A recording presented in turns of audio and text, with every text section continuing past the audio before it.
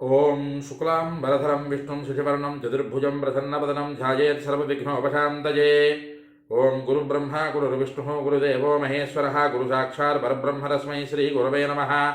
ఓం వ్యాసాయ విష్ణురూపాయ వ్యాసరూపాయ విష్ణవే నమో వై బ్రహ్మనిధయే వాసిష్ఠాయ నమో నమః. ఓం నారాయణం నమస్కృత్య నరం చైవ నరోత్తమం దేవీం సరస్వతీం వ్యాసం తతో జయముదీరయేతు. హరి ఓం. ప్రియ భగవద్బంధువులారా, ఆస్తిక మహాశైలారా, విష్ణు పురాణానికి మనం స్వాగతం పలుకుతూ, ఆత్మానం రథనం విద్ధి, శరీరం రథమేవతు, బుద్ధిత్తు సారథం విద్ధి, మనః ప్రగ్రహమేవచ. మన ఆత్మ, మన శరీరము, మన బుద్ధి, మన మనస్సు ఇవి అన్నీ కూడా ఒక రథంలాగా మారితే ఆ రథాన్ని అధిరోహించినటువంటి శ్రీమన్నారాయణుడు మనకి సద్బుద్ధిని సద్గతులను కలుగుజేయుగాక అని మరొక్కసారి మనం స్మరణలోకి తెచ్చుకుంటూ విష్ణు పురాణం 17వ అధ్యాయంలో ఉన్నాం.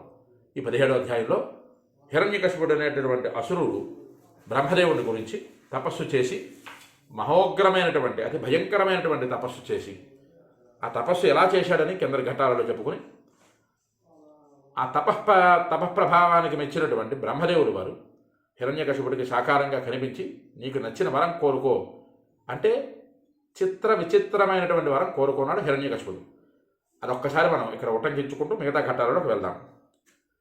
గాలిన్ గుంభిని అగ్ని అవంబుల నాకాశస్థలిన్ దిక్కులన్ రేలన్ ఘస్రములం దమః ప్రబల భూరిగ్రాహ రక్షోమృగ వ్యాడాదిత్య నరాది జంతు కలహవ్యాప్తిన్ సమస్తాస్త్ర శస్త్రాలిన్ మృత్యువు లేని జీవమును లోకాధీశ ఇప్పించదే అని హిరణ్యకశిపుడు బ్రహ్మదేవుణ్ణి కోరినటువంటి వరం. అయితే ఇక్కడ బ్రహ్మదేవులు వారు ఆ వరం వినగానే ఆశ్చర్యపోయారు. ఏమిటా వరం? ఇక్కడ ఆ బ్రహ్మదేవుల వారికి ఆ హిరణ్యకశిపుడు అడిగినటువంటి వరం గాలిలో కానీ, భూమిపైన కానీ, అగ్నిలో కానీ, నీటిలో కానీ, దిక్కులలో కానీ చావు లేనటువంటి విధంగా, పగటి యందు కానీ రాత్రివేళ యందు కానీ చావు లేనట్లుగా తపస్సు చేత ప్రబలమైనటువంటి మహర్షుల వలన కానీ జలచరాజులతో, రాక్షసులతో, మృగాలతో, క్రూర జంతువులతో, దేవతలతో, నరులతో యుద్ధం సంభవించినప్పుడు చావు లేని విధంగా, అలాగే సమస్త శస్త్ర అస్త్రముల నుంచి చావు లేని విధంగా నాకు జీవనాన్ని ప్రసాదించు అని హిరణ్యకశిపుడు ఆ బ్రహ్మదేవుడిని వరం అడిగాడు. అడిగిన తర్వాత ఆ బ్రహ్మదేవుడు ఆ తపస్సుకి మెచ్చి వరం ఇస్తాను అని అన్న మాటకి కారణంగా ఆ వరాన్ని ప్రసాదిస్తూ ఒక్క మాట చెబుతారు బ్రహ్మదేవుల వారు.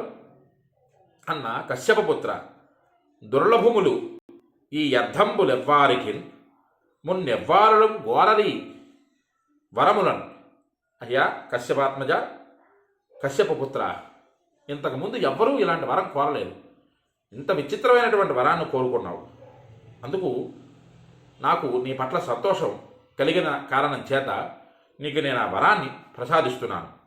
కానీ బ్రవీణత్వంబుతో బుద్ధిని, చూడండి చాలా జాగ్రత్తగా బ్రహ్మదేవులు వారు ఆ వరాన్ని ప్రసాదిస్తూ ఒక కండిషన్ ఆర్డర్ అన్నది జారీ చేశారు ఇక్కడ బ్రహ్మదేవుల వారు హిరణ్యకశిపుడికి. బుద్ధిమంతుడివై సుమతివై రక్షణశీలం కలిగి ఉండెదవుగాక అని ఆ బ్రహ్మదేవుల వారు ఇక్కడ హిరణ్యకశిపుడికి వరం ఇచ్చాడు. కానీ ఆ వర ప్రభావం వలన ఈ హిరణ్యకశిపుడు ఎంతటి దారుణమైనటువంటి స్థితికి జగదారాడో ఇక్కడ ఈ పురాణంలో మనం చెప్పుకున్నాం. ఎంతవరకు మనం పోతన భాగవతంలో హిరణ్యకశిపుడి గురించి ఎందుకు వివరం చెప్పుకున్నాం. ఇక్కడ ఈ రోజుల్లో ప్రస్తుతం కలియుగ ప్రభావం వలన దేవాలయ దర్శనాదుల దగ్గర నుంచి, పూజాది కార్యక్రమాల దగ్గర నుంచి, దాన ధర్మాది క్రియల దగ్గర నుంచి చేసేటటువంటి ప్రతి ఒక్క పని యందు భగవంతుడి యందు దృష్టి కలగకుండా నేను చేస్తున్నాను అనేటటువంటి భావన బాగా ప్రబలమైనటువంటి కారణం చేత ఈ హిరణ్యకశిపుడి తాలూకా వివరం మనం చెప్పుకుంటున్నాం. హిరణ్యకశిపుడు అంటే ఆషామాషిగా పుట్టినటువంటి వాడు కదా, కశ్యప ప్రజాపతికి దితికి కలిగినటువంటి సంతానం కదా. ఆ సంతానం ఇంత అలౌకికమైనటువంటి దుస్థితికి దిగజారిపోయిందే అనేటటువంటిది పురాణంలో చెప్పుకోవడమే కాదు కదా, అది జీవితానికి అన్వయం చేసుకోవాలి కదా. బ్రహ్మదేవుడి కోసం భయంకరమైనటువంటి మహోగ్రమైనటువంటి అంతటి తపస్సు చేసినటువంటి హిరణ్యకశిపుడు బుద్ధి మాటి మాటికి ఎంత దిగజారిందో ఇక్కడ మనకి ప్రత్యక్షంగా కనిపిస్తుంది. ఐశ్వర్య మదమోహితుడైనటువంటి హిరణ్యకశిపుడు నడిచినటువంటి నడవడిక మన జీవితంలో మనం నడవకూడదు. భగవద్ దర్శనం కోసం వెళ్ళిన, భగవంతుడి తాలుగా అనుగ్రహం కోసం పూజ చేసిన, హోమం చేసిన, యజ్ఞయాగాలు క్రతువులు చేసిన, ధర్మచక్రంలో ఇమడబడినటువంటి ప్రతి ఒక్క కర్మ మనం చేసినా సరే అహంకారపూరితమై ఉండకూడదు అని ఈ ఘట్టం ద్వారా మనం జీవితానికి అన్వయం చేసుకోవాలి. ఇక్కడ హిరణ్యకశిపుడి గురించి మరలా ఈ విష్ణు పురాణంలోకి వచ్చేసరికి జిత్వా త్రిభువనం సర్వం త్రైలోక్య ఐశ్వర్య దర్పిత ఉపగీయమానో గంధర్వై బుభుజే విషయాన్ ప్రియాన్. ఇక్కడ బ్రహ్మదేవుడు వరమిస్తూ బుద్ధిమంతుడివై జాగ్రత్తగా ఉండు అంటే ఈ హిరణ్యకశిపుడు ఏం చేశాడు? ఐశ్వర్య దర్పిత. ఐశ్వర్యం అనేటటువంటిది ఒక్కసారి కంటపడేసరికి, ఐశ్వర్యం అంటే డబ్బు ఒకటే కాదు కదా, అధికార బలం, అహంకార బలం, జనబలం ఉన్నది అనేటటువంటి బుద్ధి పెడత్రోవన పడితే ఎంతటి దుస్థితికి దిగజారిపోతాడో మానవుడు ఈ ఘట్టం ద్వారా మనం తెలుసుకోవచ్చు. అతడు అంటే ఈ హిరణ్యకశిపుడు త్రిభువనాలను జయించినటువంటి వాడై 3 లోకాలలో అనుభవించవలసినటువంటి భోగాలన్నీ తనవిగా అనుభవిస్తూ మదగర్వితుడయ్యాడు. మదగర్వం అంటే గర్వం అన్నది వేరు, మదగర్వం అన్నది వేరు. నా తర్వాత ఏదైనా సరే అనేటటువంటి భయంకరమైనటువంటి దుస్థితికి దిగజారిపోయాడు. ఆ సందర్భంలోనే గంధర్వులు అతని కీర్తిని గానం చేస్తూ ఉండగా ఇష్టసుఖాలన్నింటినీ కూడా అనుభవించసాగాడు అని కింద ఘట్టంలో మనం చెప్పుకున్నాం. ఇక్కడ ఎదర ఘట్టంలో ఇంకా ఆ ఇష్టసుఖాలు ఎలాగ అనుభవించాడు అన్నది చెప్పుకుంటూ పానాసక్తం మహాత్మానం హిరణ్యకశిపం తదా ఉపాసాం చక్రిరే సర్వే సిద్ధ గంధర్వ పన్నగాహ. సిద్ధులు, గంధర్వులు, పన్నగులు, మహోత్కృష్టమైనటువంటి జీవనాన్ని సాగించే వారందరూ కూడా ఆఖరికి మద్యపానం మత్తులో ఉండేటటువంటి హిరణ్యకశిపుడు అనే రాక్షసుడికి సేవ చేశారు. సిద్ధులు అంటే ఏదో ఇది కాదు కదా, వాటిని నేను ఉచ్చరించడానికి కూడా నచ్చటం లేదు నాకు. సిద్ధులు అంటే భగవంతుడి కోసం తాపత్రయం పడేటటువంటి, జన్మ తీసుకునేటటువంటి మహాత్ములు అనేటటువంటి వారు జీవితం యావత్తు కూడా భగవద్ దర్శనం కోసం, భగవంతుడు తాలూకా ప్రక్రియని భూమి మీద ఉండేటటువంటి మానవాళికి అందించాలి అనేటటువంటి తాపత్రయం పడేటటువంటి వారిని సిద్ధులు అంటారు. అలాంటి సిద్ధుల చేత ఆ హిరణ్యకశిపుడు మద్యపానం చేస్తూ సేవ చేయించుకున్నాడు. సిద్ధులు, గంధర్వులు, పన్నగులు అంతటి దుస్థితికి దిగజారిపోయాడు హిరణ్యకశిపుడు. అవాదయన్ జగుస్థాన్యే జయ శబ్దానధాపరే దైత్యరాజస్య పురతః చక్రు సిద్ధ ముదాన్వితా. ఇక్కడ దైత్యప్రభువు ఎదుట సిద్ధులు, గంధర్వులు, యక్షులు, కిన్నెరులు, కింపురుషులు వీళ్ళందరూ కూడా ఆ దైత్యరాజు అయినటువంటి హిరణ్యకశిపుడిని జయ జయ ధ్వానాలతో పొగుడుతూ ఉన్నారు. చక్కనైనటువంటి వాయిద్యాలు వాయిస్తూ ఉన్నారు. మరికొందరు గానం చేస్తూ ఉన్నారు. చాలామంది ఆ హిరణ్యకశిపుడికి జయ జయ ధ్వానాలు చేస్తున్నారు అంటూ తత్ర పునరుతాశరసి స్ఫటిక భ్రమయే అసుర పపౌపానం ముదాయుక్త ప్రసాదే సుమనోహరే. చక్కగా మనోహరమైనటువంటి ప్రాసాదంలో భగవంతుడు ఇచ్చినటువంటి ఆ వర గర్వం చేత మనోహరమైనటువంటి ప్రాసాదాన్ని, అంటే ఒక చక్కనైనటువంటి గృహాన్ని నిర్మించుకొని, ఆ ప్రాసాదం ఎలాంటి వాటితో నిర్మించాడంటే స్ఫటికము, అభ్రము, మొన్నగు పరమాద్భుతమైనటువంటి శిలల చేత నిర్మించి ఆ రమ్యస్థలిలో అప్సరసలు నాట్యం చేస్తూ ఉంటే ఆ అసురుడు త్రాగుతూ ఆనందంతో ఉండేవాడు. ఇక్కడ తస్య పుత్రో మహాభాగః ప్రహ్లాదో నామనామతః పపాఠ బాలపాఠ్యాని కురుగేహే గతోర్భకః. ఇంతవరకు హిరణ్యకశిపుడు తాలూకా భయంకరమైనటువంటి ఆ ప్రవృత్తిని గురించి మనం తెలుసుకున్నాం. ఇక్కడ ప్రహ్లాదుడు ఇక్కడ నుంచి ప్రహ్లాదుడు వస్తారు. ప్రహ్లాదుడు అనేటటువంటి మహాభాగవతోత్తముడు వచ్చి ఈ తండ్రికి కుమారుడికి మధ్య జరిగినటువంటి వాదోపవాదనలు ఎలాగున్నాయన్నది ఎదరఘట్టాల్లో వస్తాయి. ఇక్కడ హిరణ్యకశిపుడు కుమారుడు ప్రహ్లాదుడు అనేటటువంటి పేరుతో ప్రసిద్ధికెక్కినటువంటి వాడు. అతడు మహాభాగవతోత్తముడు.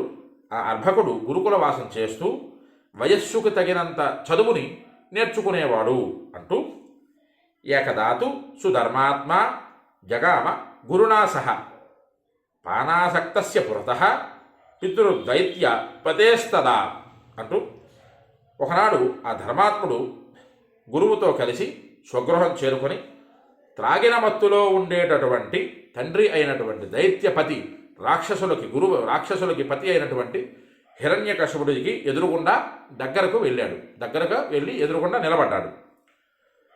పాద ప్రణామ అవనతం తముత్థాప్య పితాసుతం హిరణ్యకశిపః ప్రాహ ప్రహ్లాద మితౌజసం. ఇక్కడ తండ్రి అయినటువంటి హిరణ్యకశిపుడు కుమారుడైనటువంటి ప్రహ్లాదుని చూచి, ఆ ప్రహ్లాదుని చూచిన తర్వాత తండ్రి కాళ్ళకి నమస్కారం చేసినటువంటి ప్రహ్లాదుని పట్టి లేపి మిక్కిలి వర్చస్సుతో ప్రకాశిస్తున్నటువంటి ప్రహ్లాదుని చూచి ఇలా అడుగుతున్నాడు. పఠ్యతాం భవతాం వత్స సారభూతం సుభాషితం కాలే నైతావత్ యత్ తే సదోద్యుక్తేన శిక్షితం. కుమారా, ఏది నీవు ఇంతకాలము నిరంతరము శ్రద్ధతో చదివిన, గురువుచే అభ్యసించబడిన విద్యల సారంతో నిండిన ఒక్క సుభాషితం నాకు చదివి వినిపించు అన్నాడు హిరణ్యకశిపుడు. పూర్తిగా మదగర్వంతో నిండినటువంటి ఆ హిరణ్యకశిపుడికి ఎక్కడ ఎలాంటి బుద్ధి ప్రచోదనం జరగాలి అన్నది భగవంతుడి నిర్దేశం ప్రకారం. కుమారుడు గురుకులవాసం చేశాడు. ఆ గురుకులవాసం చేసిన తర్వాత తండ్రి దగ్గరికి వచ్చి పాదాలపై పడ్డాడు, నమస్కరించాడు. ఆ తండ్రి కుమారుడి తాలూకా వర్చస్సును చూసి మురిసిపోయినటువంటి ఆ తండ్రి సుభాషితం చెప్పమన్నాడు. జాగ్రత్తగా ఈ పదం ఇక్కడ పట్టుకోండి. సుభాషితాన్ని చెప్పమన్నాడు. ఏది మంచో అది చెప్పమన్నాడు. తప్పిస్తే నా తాలూకా కీర్తిని, నేను చేసినటువంటి సాహసోపేతమైనటువంటి భయంకరమైనటువంటి యుద్ధాన్ని, అంతకన్నా భయంకరమైనటువంటి తపస్సును గురించి చెప్పమని హిరణ్యకశిపుడు అడగలేదు కుమారుడికి. తండ్రి ఏమిటి అడిగాడు? సుభాషితాన్ని వివరించు అన్నాడు. ఏమిటా సుభాషితం? ఇంతవరకు గురువు దగ్గర ఏమిటి నేర్చుకున్నాం? ఇంతకాలం ఏమిటి చదువుకున్నాం? ఇంతకాలం నీవు చేసినటువంటి ప్రక్రియ ఏమిటి? విద్యాభ్యాసం ఏమిటి? అందులో ఉన్నటువంటి చక్కనైనటువంటి సుభాషితాన్ని వివరించు. ఇక్కడి నుంచి తండ్రికి కుమారుడికి భేదం. ఎంతటి ఘోరమైనటువంటి స్థితికి దిగజారుతాడు హిరణ్యకశిపుడు ఎదరగట్టాలని నాకు తెలుస్తుంది. ప్రహ్లాదుడు ఎంతో భక్తి శ్రద్ధలతో నేర్చుకున్నటువంటిది, కులగురువైనటువంటి హిరణ్యకశిపుడి ద్వారా కులగురువులైనటువంటి ఆ గురువుల దగ్గర విద్యాభ్యాసం చేసినటువంటి ఆ ప్రహ్లాదుడు చాలా జాగ్రత్తగా ఇక్కడ మనం తెలుసుకోవాల్సినటువంటి విషయం ఏంటంటే, హిరణ్యకశిపుడు కులగురువులతో చెప్పాడు కుమారుడికి విద్యాభ్యాసం చెప్పమని. రాజుల తాలూకు విద్యాభ్యాసం ఎలాగుంటుంది? యుద్ధ విద్యలలో ఆయా వ్యూహాలలో ఏ రకమైనటువంటి విద్యాభ్యాసాన్ని చేయాలి అన్నదే ఆ కులగురువులు చెప్తారు కదా. కానీ ఇక్కడ సుభాషితాన్ని చెప్పమని అడుగుతున్నాడు ఈ హిరణ్యకశిపుడు. ఇక్కడ మనం చిన్న తేడాన్ని మనం గ్రహించాలి, జాగ్రత్తగా తెలుసుకోవాలి. రాజుగారు చెప్పారు కుమారుడికి విద్యాభ్యాసం. గురువుని అడగాలి, ఎలాంటి యుద్ధ నైపుణ్యతని నా కుమారుడికి మీరు విద్యలో అభ్యసించారు, ఎలాంటి వ్యూహాలని, కొత్త వ్యూహాలని, యుద్ధంలో ఏ వ్యూహం వేస్తే ఎలా గెలుస్తారు అన్నటువంటి దాని గురించి గురువుని ప్రశ్నించాలి తండ్రి. కానీ ఇక్కడ ఈ హిరణ్యకశిపుడు ఏమిటి అడుగుతున్నాడు? ఇంతవరకు నీవు నేర్చుకున్నటువంటి విద్యలలో ఒక్క సుభాషితం, చక్కనైనటువంటి సుభాషితం చెప్పు అని. ఇక్కడ నుంచి వచ్చినటువంటి పరమాద్భుతమైనటువంటి ఘట్టం ఎంత చక్కనైనటువంటి ఘట్టమో మనం ఎదర విషయాల్లో తెలుసుకుందాం. ఇక్కడ ప్రహ్లాదుడు 2 శ్లోకాలు చెప్పి, ఎక్కువ శ్లోకాలు కాదు, అంత వ్యక్త స్వరూపాయ ఇవేవి కూడా చెప్పడం. ఇక్కడ ప్రహ్లాదుడు 2 శ్లోకాలు చెప్తాయి. ఈ 2 శ్లోకాలకి హిరణ్యకశిపుడికి ఎంత కోపం వస్తుందో అన్నది ఎదరకట్టాలో మనం తెలుసుకుందాం. అంతవరకు కూడా ఈ హిరణ్యకశిపుడు తాలూకా విధానాన్ని, ప్రహ్లాదుడు తాలూకా మహాతపఫలాన్ని జీవితానికి అన్వయం చేసుకోవాలి. ఎందుకయ్యా అంటే ఎదర వస్తున్నటువంటిది ఈ ఫిబ్రవరి 15వ తారీఖు ఆదివారం మహాశివరాత్రి. ఈ మహాశివరాత్రి రోజు శివాలయానికి వెళ్ళి చెంబుడు నీళ్లు దేవుడి మీద పోయడమే కాదు కదా, భగవంతుడు శం కరోతి ఇది శంకర. శం అంటే శుభాలని, కరోతి అంటే ఇచ్చేటటువంటి వాడు శంకరుడు. అలాంటి శంకరుడి దగ్గరికి వెళ్ళేటప్పుడు దృష్టి శంకరుడి మీద ఉండాలి తప్ప బయట పెట్టినటువంటి పాదరక్షల మీద, పంతులు గారు చెప్పేటటువంటి మంత్రాల మీద, కొబ్బరికాయ సరిగ్గా కొట్టారా లేదా అనేటటువంటి ఇలాంటి దిక్కుమాలిన పనుల మీద దృష్టి పెట్టకుండా హిరణ్యకశిపుడులాగా అంత పట్టుదలతో శివాలయ దర్శనం చెయ్యండి, అంతే పట్టుదలతో శివానుగ్రహాన్ని పొందండి, అంత చక్కగా అంతే పట్టుదలతో బుద్ధిమంతులై బ్రతకండి అని ఈ హిరణ్యకశిపుడి తాలూకా విధానం మనకిక్కడ నేర్పుతున్నది. అందరూ కూడా ఈ శివరాత్రి రోజు శివ కటాక్షాన్ని పొందుదరుగాక అంటూ, ఎవరికైతే ఈ వీడియో నచ్చుతుందో వారందరూ కూడా లైక్ చేయండి, షేర్ చేయండి, కామెంట్ చేయండి. అలాగే ఈ విష్ణు పురాణాన్ని మీరు వినండి, తరించండి, 10 మంది చేత విరింపజేసి తరింపజేయండి. హరి ఓం స్వస్తి.